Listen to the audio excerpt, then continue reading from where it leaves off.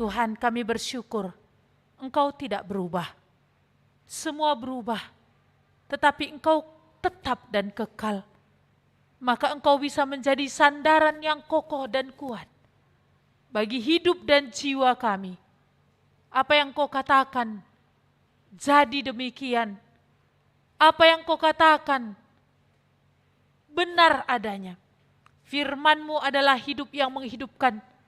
Firman-Mu adalah benar yang memberikan kebenaran. Terima kasih Tuhan. Pagi ini kami bersama-sama mendengar firman-Mu lagi. Berkatilah kami Tuhan, supaya telinga kami mendengar, hati kami boleh percaya. Engkau Tuhan, supaya kepadamu lah hati kami benar-benar berpaut. Berkati kami semua dan Kaulah menghalau segala kuasa si gelap. Dari tengah-tengah kami menyerahkan pikiran dan hati kami kepada Engkau. Di dalam nama Tuhan Yesus, kami berdoa. Amin. Selamat pagi untuk kita semua. Iya. Tadi MC sudah katakan ya, ini minggu pertama bulan terakhir, tidak terasa hari-hari, bulan-bulan, sampai tahun akan berlalu lagi. Iya. Apakah ini kabar gembira ataukah ini kabar buruk? Tergantung kita menyingkapinya, kan begitu ya. Kalau dilihat buruknya udah kurang jatah 1 tahun. Kan begitu ya. Iya. Tapi kabar baiknya semakin dekat dengan Tuhan. Untuk bertatapan muka dengan muka bagi orang-orang yang mempercayai Dia. Mari kita membaca firman Tuhan dari Yesaya 11 ayat 1 sampai 10. Kita membacanya bergantian, saya yang ganjil, Bapak Ibu nanti yang genap. Suatu tunas akan keluar dari tunggul Isai, dan taruh yang akan tumbuh dari pangkalnya akan berbuah.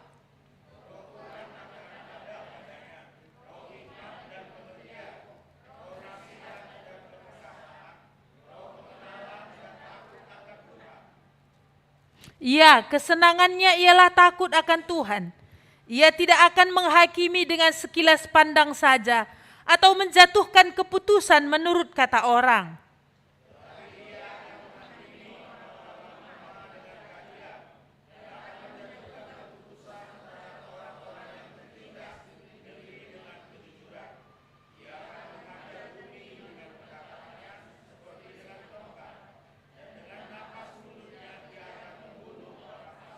Ia tidak akan menyimpang dari kebenaran dan kesetiaan, seperti ikat pinggang tetap terikat pada pinggangnya.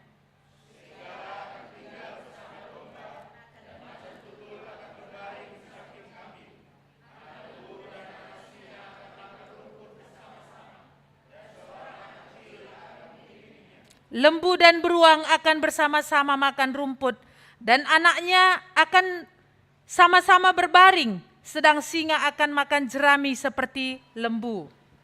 Anak yang menyusu akan bermain-main dengan tiang ular tedung, dan anak yang cerai susu akan mengulurkan tangannya ke sarang ular beludak. Tidak ada yang akan berbuat jahat atau yang berlaku busuk di seluruh gunungku yang kudus, sebab seluruh bumi penuh dengan pengenalan akan Tuhan, seperti air laut yang menutupi dasarnya. Maka pada waktu itu Taruk dari pangkal Isai akan berdiri sebagai panji-panji bagi bangsa-bangsa. Dia akan dicari oleh suku-suku bangsa, dan tempat kediamannya akan menjadi mulia. Ya, mari kita melihat kertas warta kita. Di sini temanya sama dengan yang diberikan LAI saya buat ya. Raja damai yang akan datang. Iya. Kedamaian adalah hal yang didambakan semua orang. Berbagai daya dan upaya dilakukan orang untuk mendapatkan damai. Di manakah damai berada untuk bisa mendapatkannya? Damai tidak akan terjadi jika dosa berkuasa dalam diri. Damai adalah karunia Allah bagi orang-orang yang berkenan kepadanya. Ini huruf besar ya. Awal yang baru, yaitu damai akan terjadi melalui tunggul Isai yang dibuatkan oleh Allah melalui Nabi Yesaya ini. Iya, kita melihat pertanyaan yang pertama.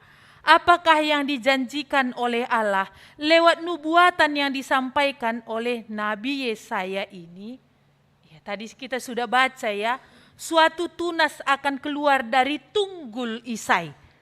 Dan taruh yang akan tumbuh dari pangkalnya akan berbuah. Kalau tunggul dibilang ini gimana ya? Satu pohon yang sudah ditebang, tinggal itulah yang tinggal itu yang sedikit keluar dari tanah, itulah tunggul. Masih ada kemegahannya? Gak ada lagi ya? Gak ada lagi kemegahan pohon itu. Karena sudah ditebang. Tapi Tuhan berjanji, justru dari tunggul yang tidak ada kemegahannya ini nanti, yang justru sudah sepertinya bukan apa-apa lagi, tapi dari sini Tuhan akan munculkan satu pribadi yang justru akan menjadi agung, besar, menjadi raja. Tunggul Isai ini kita tahu Isai itu adalah ayahnya Raja Daud. Kenapa tidak ditulis ya Daud seperti itu? Karena ini satu nubuatan. Ini belum terjadi. Tetapi Tuhan sudah menubuatkan bahwa nanti kerajaan Yehuda sekalipun akan tinggal tunggul. Kerajaan Daud itu nanti udah tinggal tunggul. Kenapa?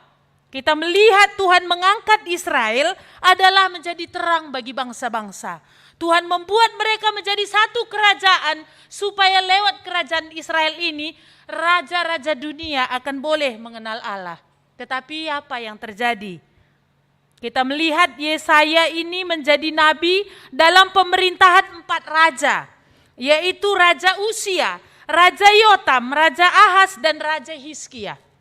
Raja Usia ini adalah melakukan apa yang benar di mata Tuhan.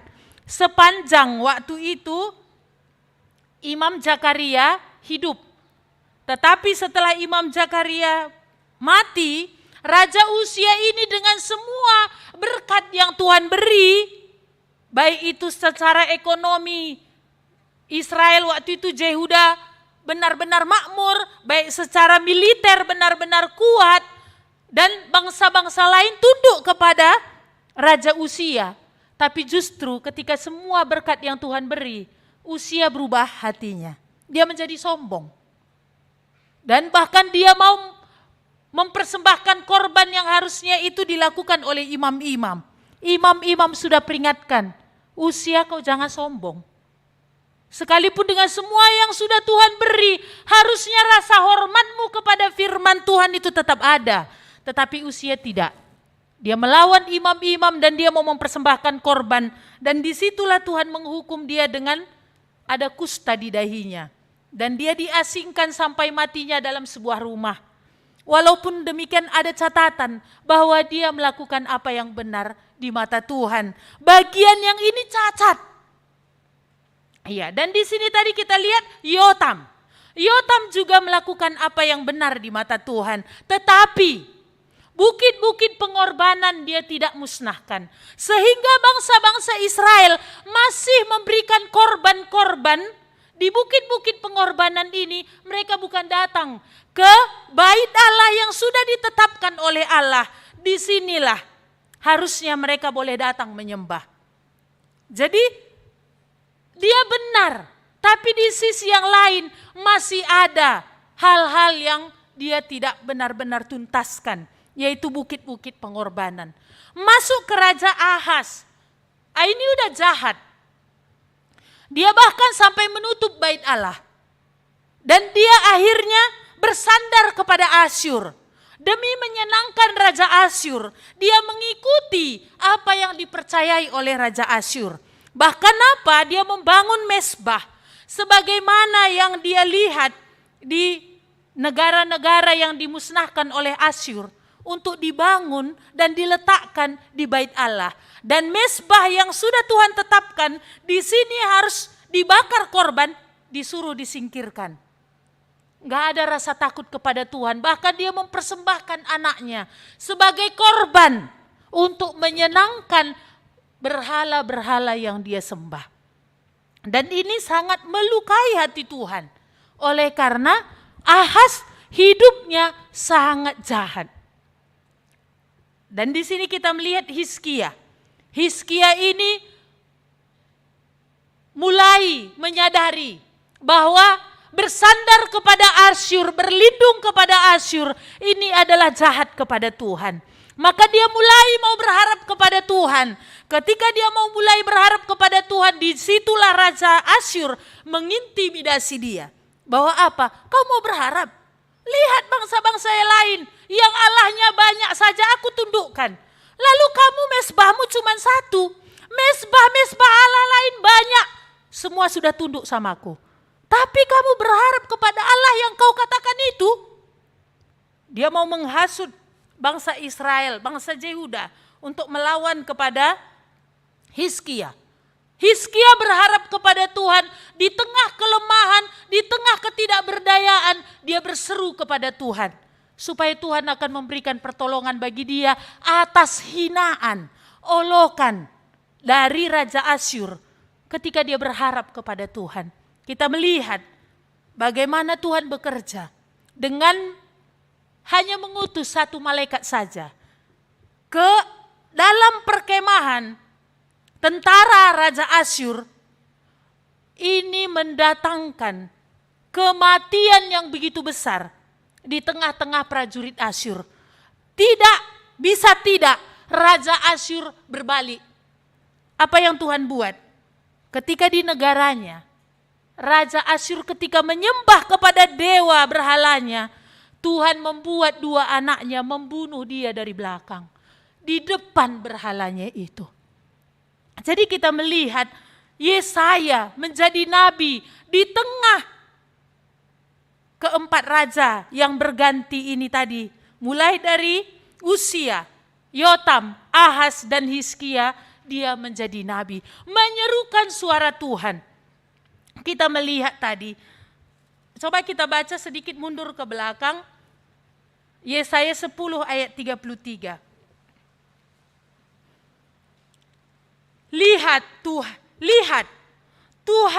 Tuhan semesta alam akan memotong dahan-dahan pohon dengan kekuatan yang menakutkan. Yang tinggi-tinggi tumbuhnya akan ditebang dan yang menjulang ke atas akan direndahkan. Belukar rimba akan ditebas dengan kapak dan Libanon dengan pohon-pohonnya yang hebat akan jatuh.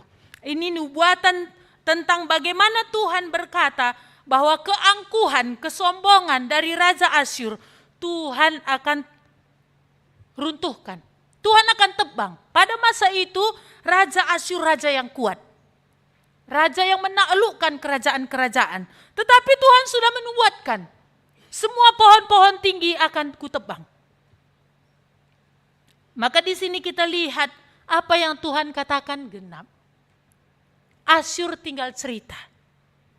Pada akhirnya semuanya genap. Dan Tuhan juga menubuatkan bahwa menjanjikan suatu tunas akan keluar dari tunggul Isai. Dan taruh yang akan tumbuh dari pangkalnya akan berbuah. Tuhan katakan di sini tadi dia menebang pohon-pohon yang tinggi. Tetapi dia membangun kerajaan yang besar dari tunas yang kecil. Ini janji Tuhan. Juru selamat sudah dimuatkan bahwa sekalipun dia memiliki awal yang rendah, yaitu Tuhan memakai dari keturunan Daud yang tidak terpandang. Itu siapa? Yusuf. Ketika Yusuf diberitahu malaikat Gabriel bahwa tunangannya Maria akan melahirkan seorang anak laki-laki oleh karena karya kuasa Roh Kudus yang bekerja ke dalam rahimnya. Waktu itu kita melihat kerajaan Israel, kerajaan Daud itu enggak nampak lagi. Daud ini, Yusuf ini enggak terlihat lagi, enggak terpandang. Tetapi janji Tuhan terjadi. Ketika Tuhan katakan akan muncul tunas keluar dari tunggul Isai, genap. Apa yang Tuhan janjikan genap. 700 tahun kemudian ini Tuhan genapkan. Lewat pribadi Yusuf ini tadi muncul Kristus yang adalah Mesias tadi, berasal dari tidak terpandang, yaitu tukang kayu, si Yusuf. Tetapi apa? Pada akhirnya kerajaan Yesus ini akan menjadi kerajaan yang tidak akan ada akhirnya, mengatasi kuasa yang ada di seluruh bumi. Ini Tuhan sudah nubuatkan dan sudah genap ya. Maka kalau Tuhan dulu cerita, ibaratnya kan, kalau untuk sekarang begitu ya, sesuatu Tuhan sudah janjikan, jangan takut. Aku telah menebus engkau. Jangan takut, engkau milik kepunyaanku. Jangan takut, aku memegang engkau dengan tangan kananku yang membawa kemenangan. Masalah kita lihat banyak. Tapi Tuhan bilang, jangan takut. Kalau pada masa ini Asyur jaya, Israel itu terpuruk, tapi Tuhan justru janjikan akan kumunculkan keturunan Daud ini nantinya yang akan menjadi raja yang besar. Ini gimana? Makanya ini artinya dari hari ke hari orang-orang mengharapkan kedatangan Mesias yang akan hal ini tadi terjadi. Dan apalagi dikatakan di dalam ayat 2, roh Tuhan akan ada padanya, roh hikmat dan pengertian, roh nasihat dan keperkasaan, roh pengenalan dan takut akan Tuhan.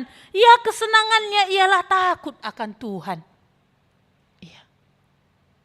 Daud kesenangannya juga adalah takut akan Tuhan, tetapi juga punya cacat. Usia tadi juga benar di mata Tuhan, juga ada cacat.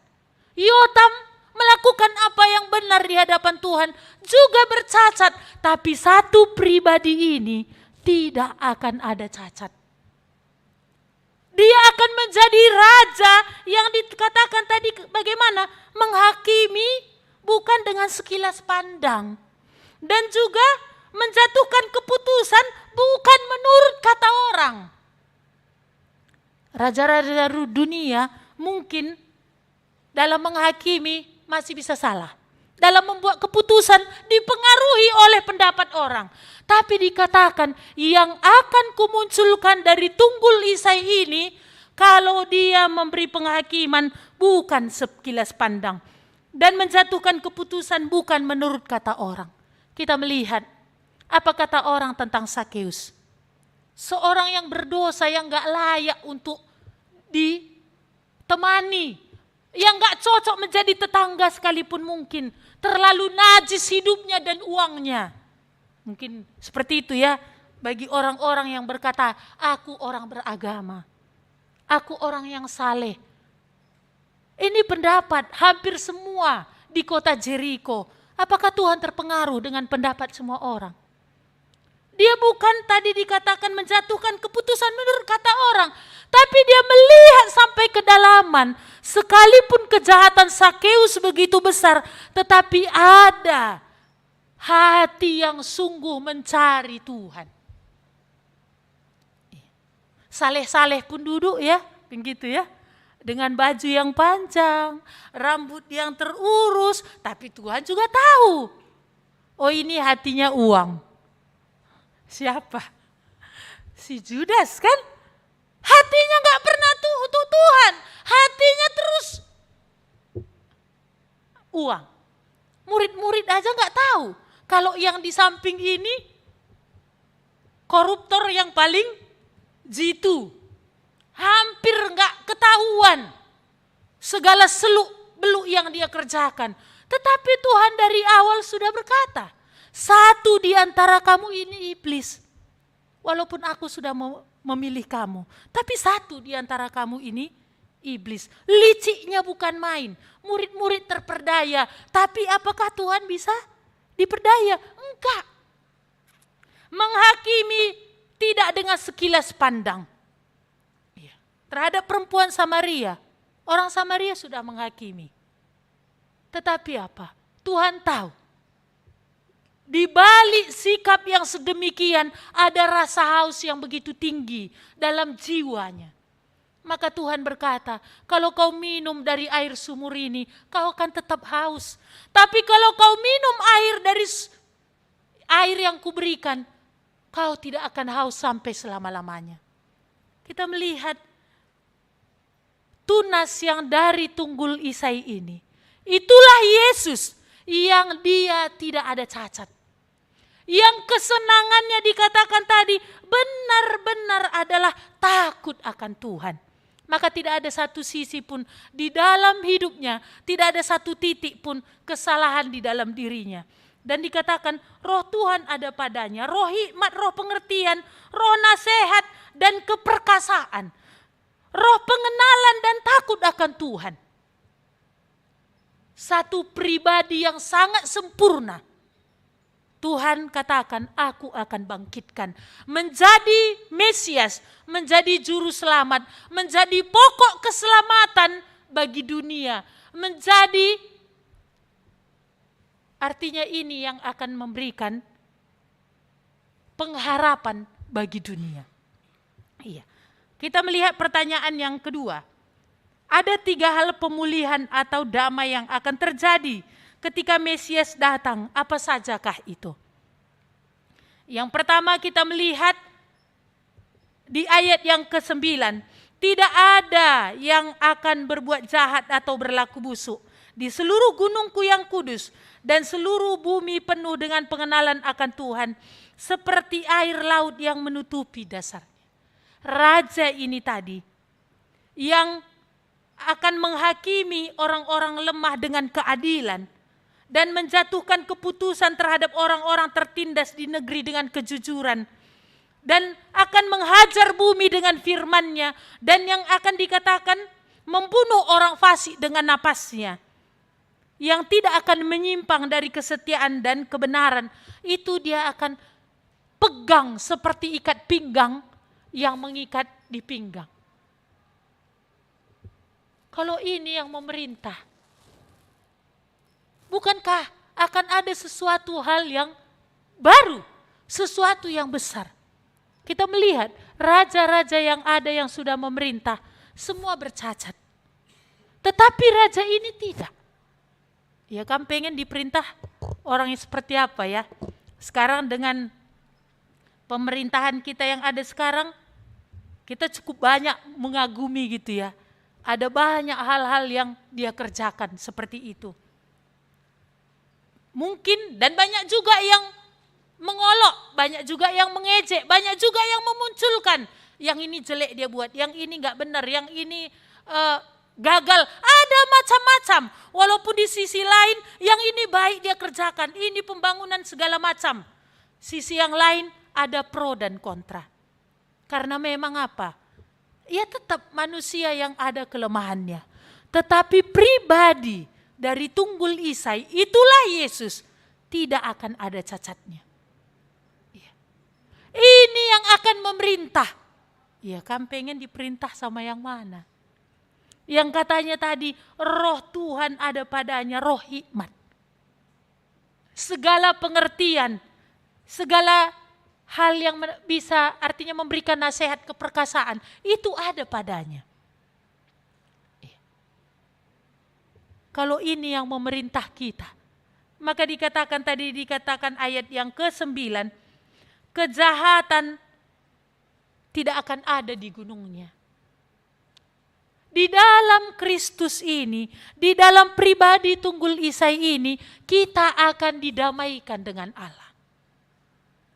Kita akan dibawa untuk berdamai dengan Tuhan. Dikatakan kejahatan tidak ada di gunungnya yang kudus. Inilah raja tadi. Ini yang sudah dinubuatkan, yang kita dalam bulan-bulan ini akan merayakan. Kalau mereka ini memandang ke depan, kalau kita melihat ke belakang, apa yang sudah Tuhan genapkan ini jadi.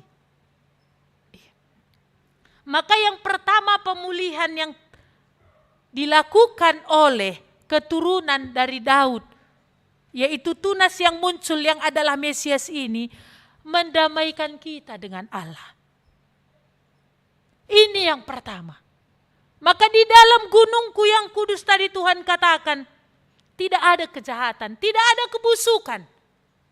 Ketika Dia yang memerintah membawa kita untuk dibersihkan, untuk kita bisa berdamai dengan Allah. Dan yang kedua apa yang akan Dia lakukan? Yaitu pemulihan yang kedua di ayat 10. Pada waktu itu Taruk dari pangkal Isai ini akan berdiri sebagai panji-panji bagi bangsa-bangsa. Dia akan dicari oleh suku-suku bangsa dan tempat kediamannya akan menjadi mulia.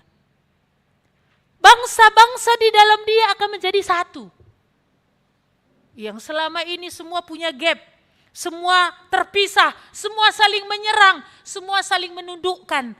Tapi di dalam Dia, bangsa-bangsa datang, dari semua bangsa datang, di sini disatukan. Maka pemulihan yang kedua yang dilakukan oleh Mesias yang adalah Kristus ini, yang adalah Yesus. Manusia akan didamaikan, di dalam Dia akan terjadi perdamaian sesama manusia. Jadi kalau kita mau tadi dipulihkan, didamaikan, hanya di dalam Dia. Saya tidak tahu rumah tangga Bapak Ibu, bagaimana saudara-saudari di rumah masing-masing. Apakah tidak ada damai, berantem yang ada, kacau yang terjadi? Hanya di dalam Kristus inilah. Yang sudah dinubuatkan dan yang sudah digenapkan Dia datang ini, hanya di dalam Dialah akan terjadi damai itu antara sesama. Dan apa lagi yang akan Dia lakukan? Pemulihan yang ketiga, itu di ayat yang ke-6 sampai 8. Dikatakan, singa akan tinggal bersama domba dan macan tutul akan berbaring di samping kambing. Anak lembu dan anak singa akan makan rumput bersama-sama dan seorang anak kecil akan menggiringnya. Ya, ini apa? Pemulihan antara manusia dengan alam. Maka di dalam Kristuslah orang-orang yang ditebus itu makin mengerti nilai bagaimana untuk merawat alam ini. Ini penting bagi dia. Maka dia akan mulai memikirkan apa yang benar-benar mendatangkan kebaikan bagi alam. Sehingga tidak sembarangan, yang penting aku kenyang. Yang penting aku puas, mau apapun yang terjadi terserah. Ya, kalau kita lihat ya, bencana terjadi, mengapa itu ada? Kalau kita lihat itu karena kerakusan yang sudah berabad-abad atas manusia. Kerakusan dalam mengambil emas, sehingga dengan membom, ini kan tetap membuat lempengan-lempengan di dalam perut bumi ini akan bergeser. Belum lagi pohon-pohonan yang ditebang sesuka hati, bukan menurut keperluan, tetapi menurut kerakusan. Nah, ini sudah dikerjakan berabad-abad. Akhirnya kita yang mencicipi hari ini. Lalu dalam semuanya ini apakah Tuhan lagi disalahkan? Di manakah kau Tuhan? Sehingga kau membiarkan semuanya ini terjadi. Gempa bumi di mana-mana. Banjir di mana-mana. Tuhan, kau bilang kau baik. Kau bilang kau peduli. Di mana kebaikanmu dan di mana kepedulianmu? Apakah Tuhan yang mengerjakan itu semua? Bukankah itu lahir oleh karena kerakusan-kerakusan manusia dari generasi ke generasi? Maka orang-orang tadi yang dipulihkan, yang datang kepada tunggul Isai ini, Tuhan akan membaharui dalam pikiran dan rohnya, sehingga akan mulai dia mengerti bagaimana untuk bisa akrab dengan alam ini. Bukan memusuhi alam ini lagi.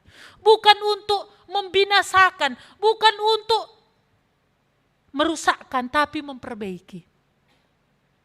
Ya, makanya harusnya kan di rumah-rumah orang percaya ada kepedulian bagaimana ya gimana ya supaya paling tidak di rumahku ini sejuk. Ya, sehingga ini hal kecil sepertinya ya, menanam pohon, merawat kebersihan, sehingga tidak di mana-mana jorok. Ini kelihatannya kecil, tidak. Kan sesuatu itu kalau untuk terjadi yang besar kan dari kecil-kecil dulu. Gimana kita berharap sesuatu yang besar dari pribadi kita juga enggak kita lakukan. Tuhan akan ajari itu jikalau Dia yang akan memimpin kita tiap-tiap hari. Siapakah yang akan kamu dapatkan raja seperti ini? Di mana kamu akan temukan? Ini yang Tuhan janjikan, Tuhan akan berikan dan Tuhan sudah anugerahkan. Yaitu raja yang sempurna yang tidak ada cacat dalam menghakimi dan mengadili di dalam kebenaran dan tanpa dipengaruhi oleh pendapat-pendapat orang. Di mana kamu temukan raja yang seperti ini? Dan yang akan membaharui hidup, yang akan membawa perdamaian dengan Allah, yang akan membawa damai dengan sesama, yang akan membawa damai dengan alam. Di mana? Betapa baiknya Tuhan, betapa agungnya Tuhan menubuatkan dan menggenapkan hal ini terjadi. Inilah dalam bulan ini, bulan Natal, pribadi ini yang akan kita terus dengarkan. Siapa yang akan memberi diri untuk menjadikan dia raja secara pribadi. Karena dikatakan tadi dikatakan bahwa seluruh bumi penuh dengan kemuliaannya. Seluruh bumi penuh dengan pengenalan akan Tuhan. Apakah di dalam rumah kita sudah dia menjadi raja? Sehingga sudah terjadi damai. Kalau bukan raja ini yang hadir, ya apalagi kalau yang kamu datangkan itu gelap, ya wajarlah. Ya kan? Apalagi kamu datang kepada gelap meminta pertolongan, lalu kamu berpikir rumah lu aman-aman, enggak akan ada. Ya maka kalau orang yang datang kepada berhala dengan berbagai bentuk ya, entahkah dengan berobat ke dukun, entah menerima penjaga badan, pemanis mulut, supaya dihormati, anti kebal, laris manis gitu ya. Supaya laris manis orangnya, laris manis jualannya. Kamu pikir dengan ini yang diterima akan mendatangkan damai? Karena itu justru mengundang gelap, ya wajar perang terus. Iya, gimana? Kita yang di sini, bagaimana keadaan kita? Dan juga jemaat yang ada di rumah. Apakah sudah berganti raja kita ini? Sudah datang dia? Apakah ini sudah menjadi raja kita? Dan dia sudah menjadi manusia. Dan bahkan memberi dirinya menjadi korban untuk menghapus kita dari dosa. Yaitu apa? Darahnya sendiri tumpah. Lalu kan berkata, pagi saja ukurkan, nantilah itu. Atau kapan-kapanlah tentang Tuhan ini. Atau ini kamu anggap seperti apa? Kayak cerita yang diceritakan oleh nenek moyang dulu. Atau seperti dongeng-dongeng isapan jempol yang kamu dengarkan. Tidak. Ini sudah digenapi dan sudah jadi. Maka kita melihat tadi di sini ya. Di dalam Kristus ini akan terjadi pemulihan yang tiga ini. Kalau kita terus menerus untuk mau dipimpin oleh Dia. Maka apa yang dikatakan dalam Matius 6 ayat 33. Carilah dahulu kerajaan Allah dan kebenarannya. Maka semua yang kau perlukan akan ditambahkannya. Carilah kerajaan Allah dan kebenarannya. Bagaimana kita memberi diri setelah pertobatan, tapi dalam tiap-tiap hari kita mau dipimpin oleh Dia. Dan kita mencari kebenaran menurut apa yang Dia mau. Maka apa? Ini akan terus terjadi dalam hidup kita. Bukan hanya sekali pada waktu masa kita bertobat, lalu setelah itu kita hidup menurut cara kita. Tidak. Tapi terus menerus kita mau dipimpin oleh Raja yang sempurna ini. Karena Dia yang penuh hikmat. Dia yang punya roh nasihat tadi, pengertian. Maka kepadanya yang perlu kita datang terus. Iya. Mari kita melihat aplikasi. Kedatangan Mesias yang pertama untuk membawa damai atau pemulihan sudah digenapkan di dalam Yesus Kristus, dan janji kedatangannya yang kedua sebagai hakim pasti akan terlaksana. Kedatangan Kristus yang pertama sebagai juru selamat sudah digenapi. Dan Tuhan sudah berjanji bahwa dia akan datang kedua kali sebagai hakim. Ini pun akan jadi. Sebagaimana dahulu orang Israel menantikan nubuatan ini dan sudah digenapkan. Dan bagaimana hari ini sudah dinubuatkan bahwa Kristus akan datang kedua kali sebagai hakim. Berarti tiap-tiap kita akan diminta pertanggungjawaban atas hidup yang dia berikan. Apakah ketika sekarang dalam hidup yang dia sudah anugerahkan, kita benar-benar sudah memberi diri untuk dipimpin oleh dia? Iya. Maka sekalipun ini belum terjadi, ini pasti akan genap. Ya, kalau kita lihat ya, arah dunia ini semakin mengarah kepada kegenapan kitab Wahyu itu. Semakin terlihat bagaimana arah dunia ini akan muncul kepada satu pemimpin nanti mengaturkan semua. Yang ini sudah Tuhan nubuatkan akan muncul antikristus itu. Iya. Tetapi apa? Siapa yang datang kepada raja inilah yang akan mendapat perlindungan. Apakah kedatangannya yang pertama sudah saudara terima, sehingga terjadi damai antara saudara dengan Allah, antara saudara dengan sesama, antara saudara dengan alam?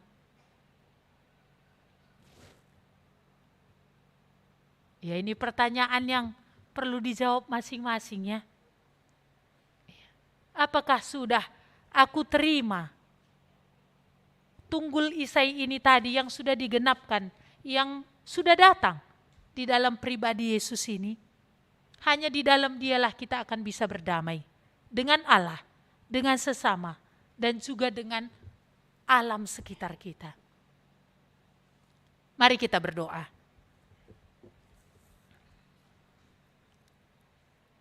Tuhan, apa yang Engkau katakan, apa yang Engkau janjikan, satu persatu semua sudah digenapkan.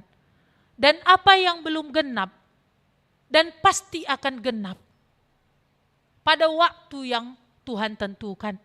Kami bersyukur ya Tuhan, sudah Tuhan genapi apa yang Engkau sudah beritakan kepada Yesaya, yaitu tunggul Isai yang akan Tuhan angkat menjadi raja.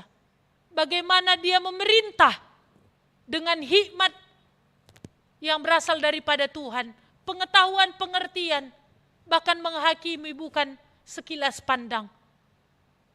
Tuhan, pribadi ini sudah hadir ribuan tahun yang lalu di dalam satu pribadi Yesus Kristus. Dan inilah yang sudah memberi diri mati untuk menebus kami dari kejahatan kami, untuk kami boleh berbalik kepada Tuhan di dalam dirinya. Roh-Mu yang kudus yang kami rindukan Tuhan, boleh bekerja dalam hati kami pribadi lepas pribadi, supaya benar-benar ada hati yang boleh terbuka kepada Kristus yang sudah datang ini, yang akan bisa mendamaikan kami dengan Allah, mendamaikan dengan sesama, dan juga mendamaikan kami dengan alam ini. Terima kasih Bapa, Engkaulah yang melanjutkan firman-Mu kepada kami pribadi lepas pribadi. Di dalam nama Tuhan Yesus, kami berdoa dan bersyukur. Amin.